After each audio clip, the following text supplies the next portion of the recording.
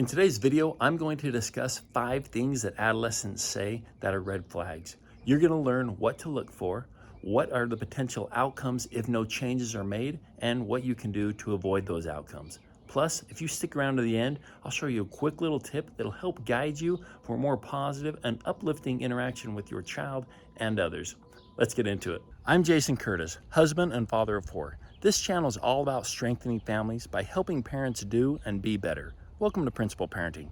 Our teen and preteen children say and do a lot. They have their own communication style, from the words and phrases they use to the actions they take. And when we say and do things as parents, it causes them to act in a certain way. And it's important that we pick up on these subtleties in order to support their growth and development. But sometimes knowingly, and most of the time unknowingly, we stunt and hinder that growth.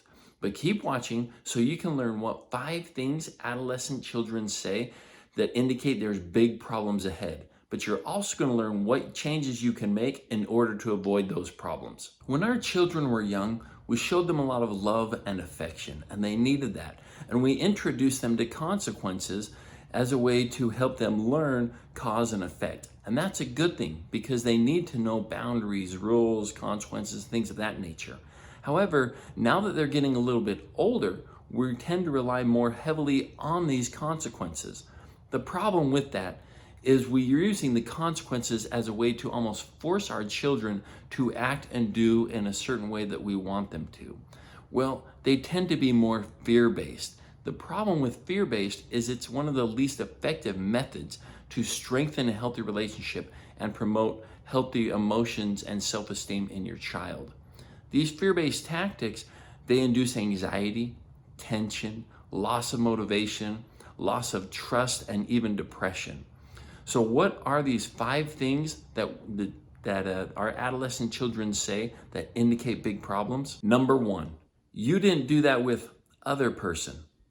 They're saying this because they're confused about rules and expectations. They learn from past experiences and situations, and what they thought should have been happening in this current situation isn't. And they're confused. They think that you're kind of changing the rules and changing the goalposts, and they don't like that, right? This is one of the first things they'll say because they want to talk with you. They want to discuss. They want to work it out. They want to come to an agreement on rules and expectations. They want something they can count on, but they don't feel they're getting that right now. There's nothing they can count on. So unless changes are made, you're going to increase the tension, increase the fighting, the arguing, and you're going to start to build resentment in them towards you, other people, and other family members. Number 2, you never listened to me. Now this truly is what it says. You don't listen to them and you haven't been listening to them. They're saying this because you're giving the impression to them that their opinion isn't important. Their voice isn't important. The things they think and do aren't important. And you're actually giving them the impression that they aren't important as a person. And that's what they're feeling right now in this moment. They're trying to let you know that you haven't valued them as a person. And so they are feeling less important. They still want to talk to you, but they're basically saying, what's the point? Why try? You never listen to me. So unless changes are made, this is the beginnings of the loss of motivation, depression, and they're going to start pulling away from you. Number 3, that's not fair. Now they're not saying this because they don't want any rules or anything like that. They're saying this because they have tried in the past to talk with you, but you again aren't listening. They're actually attacking kind of how you are applying the rules and the expectations. They're still confused about what they can count on and what they can do going forward. They feel, again, that you're still changing the goalposts and you're changing the rules up on them. They still want to talk with you, but they're becoming more and more frustrated by you showing any lack of interest in their point of view. All right? So unless changes are made, you're going to increase their anger. They're going to begin to lash out. They're going to have an increase in internal turmoil and strife and stress, and they're going to become more and more depressed and give up. Number 4, you just want to punish me. Now they're saying this because there has been a lot of resentment built up along the ways and in the past because you haven't listened to them or you've said or done certain things and they don't feel like they've gotten through to you. So they feel like they're at the end of their rope at this point. They have nothing to lose, but they still want to talk and they're going to try anything. So they're trying to attack you personally in hopes to shame you into change. And shaming someone into change is not the right way. It doesn't show love and it's not effective. So they're just trying, but they don't know what else to do. They've tried a lot of things. They want a healthy communication and love from you, but they haven't been getting it. So unless changes are made, you're going to see a complete lack of motivation from them. They're going to not care about consequences at all or what happens. They're going to completely try to shut down. They're going to have a complete withdrawal and a complete depression at this point. And that's not what we want to have happen. Number 5, silence. They actually don't say anything at all because at this point, they have completely given up and they're actively looking for a way out of the situation.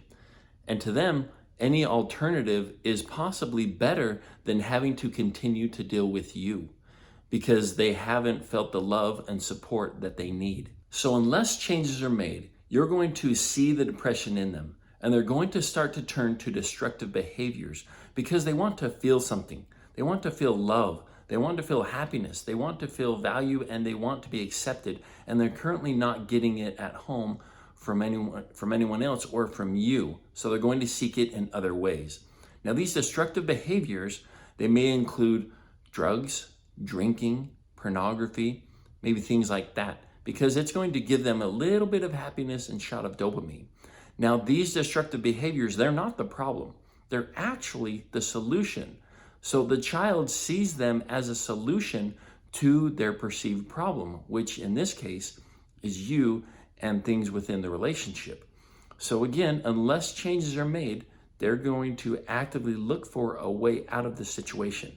And that may include self-harm, running away, or even suicide. So now that you know what these red flags are and some of the things to look for, what changes can you make? Well, first of all, know that it's not about you.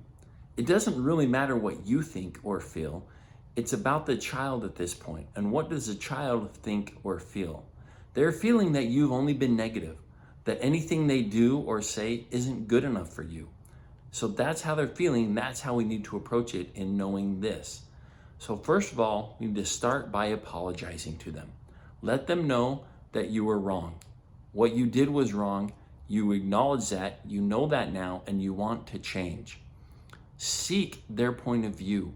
Ask them questions. Don't pass judgment on anything they tell you. Don't give excuses for the way you acted. Just take the punishment, or not the punishment, but take the loss at this point and realize that you were wrong and you contributed to this. Only then, from that point of view, from that mindset and that love and care, can change really be made. Now, if that has gotten to the point of silence, know that it's been built up for a long time and it's taken a long time to get here. And with any of these things, it's going to take a while to change depending on how far gone they are. Now, these things they say usually increasingly get worse and worse, and they generally follow this order, but not always. So know that at any point, it could go from bad to worse, or it could go to happiness and positive fairly quickly. But it can take some time.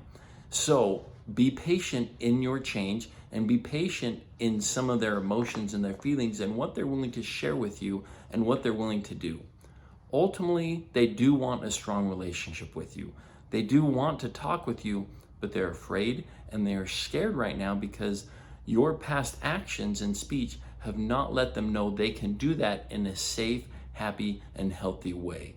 Now, I know as parents, you want to do and you want to be better. And that's why we're here to help you.